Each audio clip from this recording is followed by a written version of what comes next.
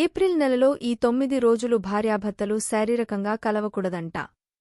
కలిస్తే ఈ సమయంలో భార్యాభర్తలు శారీరక సంబంధం పెట్టుకోకూడదనేది ఒక ఆచారంగా వస్తోంది. 1. హిందూ మతంలో నవరాత్రులు అనేది ఒక ముఖ్యమైన పండుగ. ఏడాదికి 4 సార్లు జరుపుకునే ఈ పండుగలో శారదీయ నవరాత్రులు, చైత్ర నవరాత్రులకు ప్రత్యేక ప్రాముఖ్యత ఉంది. ఈ ఏడాది చైత్ర నవరాత్రులు ఏప్రిల్ 9వ తేదీ నుంచి ప్రారంభమై ఏప్రిల్ 17వ తేదీ వరకు కొనసాగుతాయి. 2. పురాణాల ప్రకారం చైత్ర నవరాత్రులు దుర్గాదేవి రాక్షసుడు మహిషాసురుడితో యుద్ధం చేసి అతనిపై విజయం సాధించిన సమయాన్ని సూచిస్తాయి. ఈ 9 రోజుల పాటు భక్తులు దుర్గాదేవిని పూజిస్తూ ఆమె శక్తిని, ధైర్యాన్ని పొగుడుతారు. 3. ఈ పండుగ సమయంలో భక్తులు ఉపవాసం కూడా చేస్తారు. అలానే నవరాత్రుల సమయంలో భార్యాభర్తలు శారీరక సంబంధం పెట్టుకోకూడదనేది ఒక ఆచారంగా వస్తోంది. ఈ సందర్భంగా భార్యాభర్తలు ఆచరించాల్సిన నియమ, నిబంధనల గురించి తెలుసుకుందాం. 4. శారీరకంగా ఎందుకు కలవకూడదు? నవరాత్రుల పండుగకు ఆధ్యాత్మిక ప్రాముఖ్యత చాలా ఎక్కువ. దీనికి గుర్తుగా భార్యాభర్తలు ఈ సమయంలో సెక్సువల్ యాక్టివిటీ, ముద్దులు వంటివి పెట్టుకోకుండా ఉంటారు. ఈ సమయంలో భక్తులు తమ ఆలోచనలను, శక్తిని ఆధ్యాత్మికతపై మళ్లిస్తారు.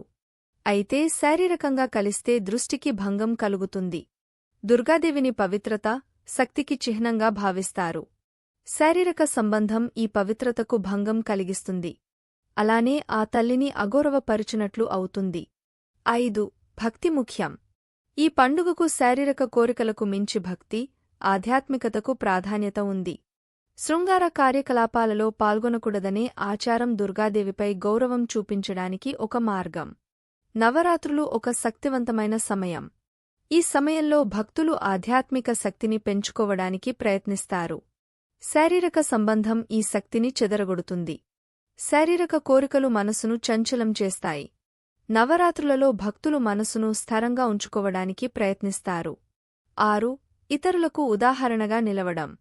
చైత్ర నవరాత్రులలో ఈ ఆచారాన్ని పాటించడం ద్వారా భార్యాభర్తలు ఇతరులకు ఒక మంచి ఉదాహరణగా నిలవగలరు.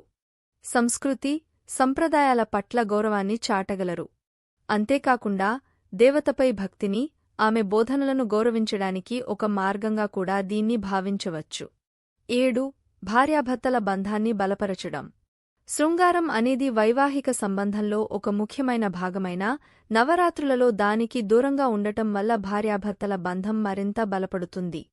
ఈ సమయాన్ని భావోద్వేగ సాన్నిహిత్యం, సంభాషణ, భాగస్వామ్య ఆధ్యాత్మిక కార్యక్రమాలు వంటి సంబంధంలోని ఇతర అంశాలపై దృష్టి పెట్టడానికి ఉపయోగించుకోవచ్చు. 8. సంప్రదాయ విలువలను కాపాడుకోవడం. నవరాత్రులలో శారీరక కోరికలు తీర్చుకోకూడదనే ఆచారం సంప్రదాయ విలువలను కాపాడుకోవడానికి ఒక ఉత్తమ మార్గం అవుతుంది. చాలా సంస్కృతులలో నవరాత్రులు ఒక ముఖ్యమైన పండుగ.